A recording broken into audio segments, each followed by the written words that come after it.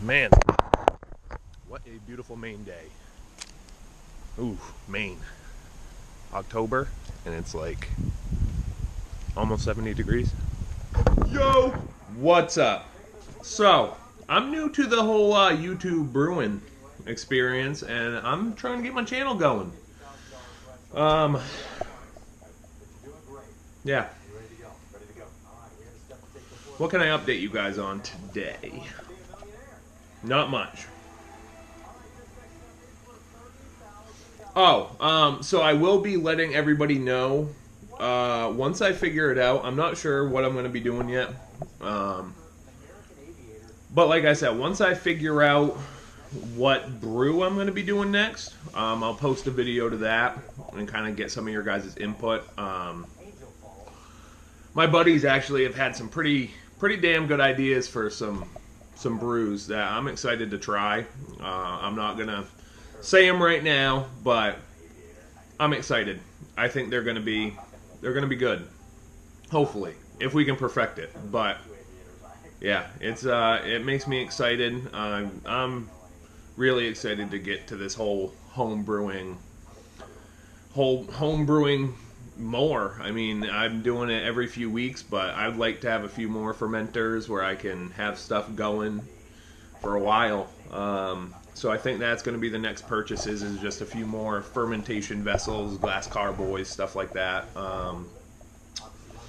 Yeah, and then seeing other people's setup. Mine is really makeshift, which I have a feeling a lot of people started out like I did. I mean, it's the cheapest route. I didn't want to get full bore into it, especially if I didn't know how to brew yet. There's no point of going through and buying a crap ton of stuff and not knowing how to use it. But I'm really digging the electric homebrew setup.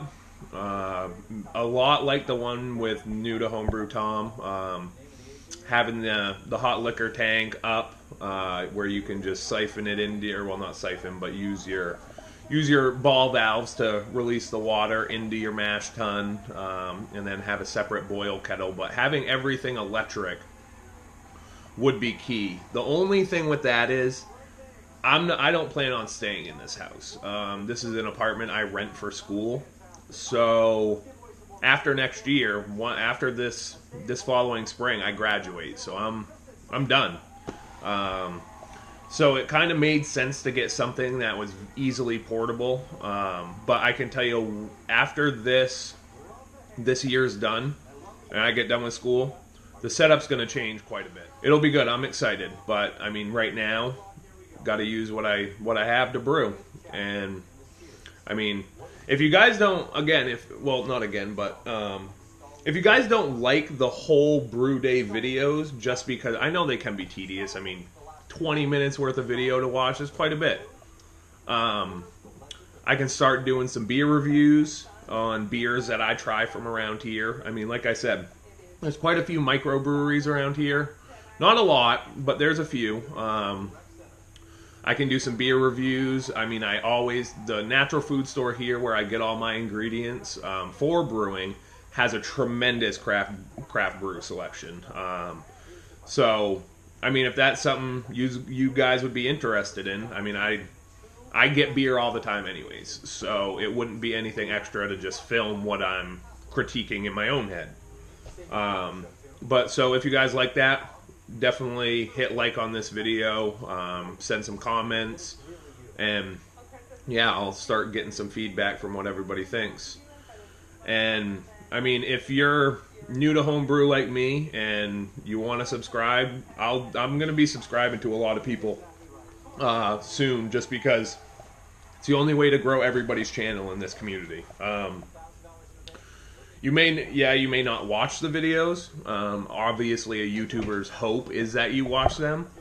But I mainly used at first the YouTube videos to kind of see where I hope to go in the future with brewing. Which like I said, I'm really impressed with the community, and people don't get angry either that you're like, oh, you're just starting out, you're a new home brewer. Okay, well, I just started a YouTube channel. Everybody seems cool. I mean, you try, and the people that have commented on my stuff already, thank you. I appreciate it. I appreciate the views. I'm glad you watched it, because then it actually makes it worth it for me to do it. If I'm just talking to a camera all day, well, that's boring.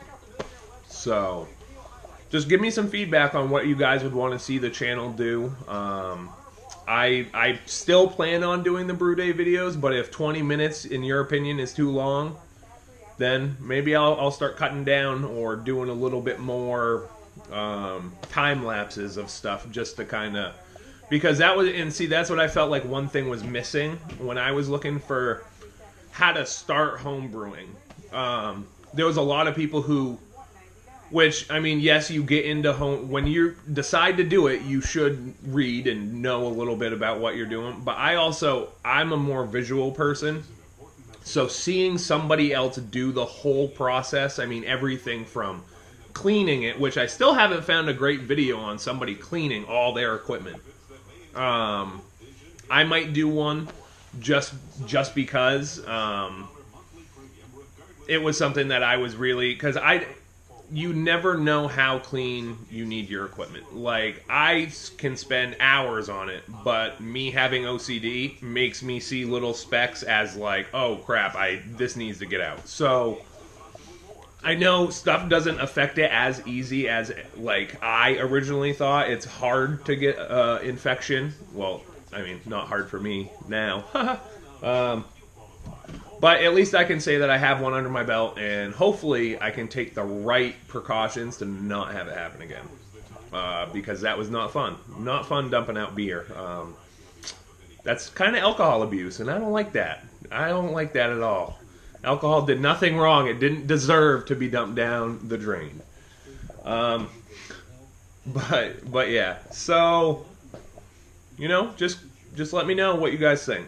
And like I said, we're gonna start this journey together, and I'm excited to meet a bunch of people. Hopefully, eventually, I'd like to send out a few of my brews to other YouTubers and have them review it on their channels.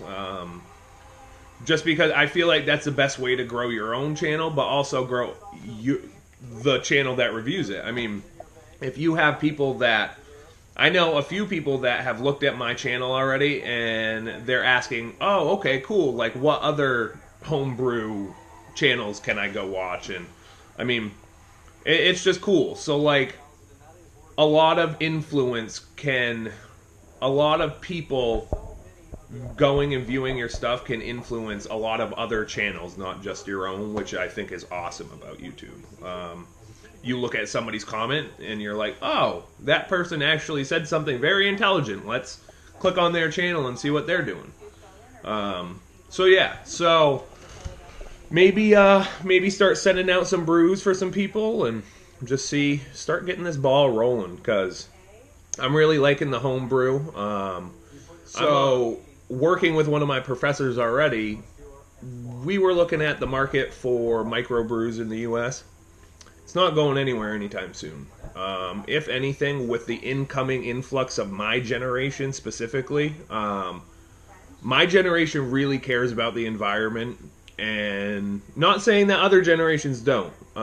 Just saying that in school, like I said, I did a research, I sent out a survey, got quite a bit of feedback, and a lot of people my age really care about businesses helping their local economy, changing their hometowns, kind of making stuff, instead of big picture government, you're taking stuff down into back how it used to be, back into small towns. You get your food from there.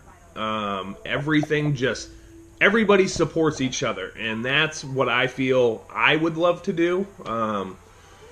And so I think my goal, once school's done, is to kind of either take off on some type of farming, maybe hop growing, beer brewing on a farm. I mean, there's a lot of options. And like I said, this market's not going anywhere soon. So it should be exciting. So hopefully we all can grow together and just make this community even larger. And I mean, the fact that there was, I mean, before Prohibition, there was almost the same amounts that we are seeing now of small breweries. After Prohibition, which what handed down from the government to kind of centralize the beer. I mean, it's cheap. It was cheap, and it was made out of very simple ingredients to get.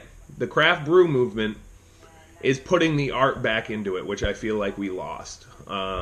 It turned too big, too boxy, too generic.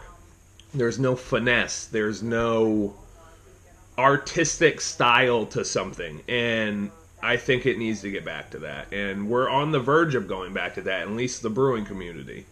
So it's a good market to get into. It's not going to be going anywhere soon, as long as, I mean, no sanctions or anything comes down from the government to stop home brewing. It's not going anywhere. I mean, we just had homecoming this past weekend. My parents were up, my girlfriend's parents were up, and I was shocked with the amount of people.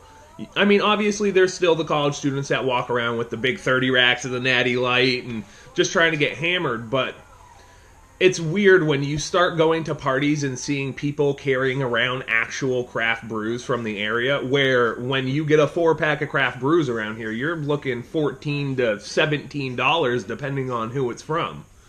And so it's shocking because people aren't really caring about getting absolutely hammered anymore off beer. They want to taste good quality beer with good ingredients, where it's not your typical run-of-the-mill Natty Light, Coors Light, Budweiser, Bud Light. I mean, and it's just funny. My dad and my girlfriend's dad, I mean, my dad is a Coors Light drinker and a Corona drinker. I mean, not very good beers. Love him to death, but his taste on beer is kind of... and see, that's what I found. So, like, our generation is just, like, stepping this up. I mean, I know home brewing's been around for a while, but it's really starting to take off in younger segments of the country. My town is mainly a college town. Like, when people aren't here during the school year, nobody's here. I mean, it's dead. So yeah. So it's just exciting. I'm excited to see where this goes and go from there. So, you know what? Peace out. I'll catch you guys another day.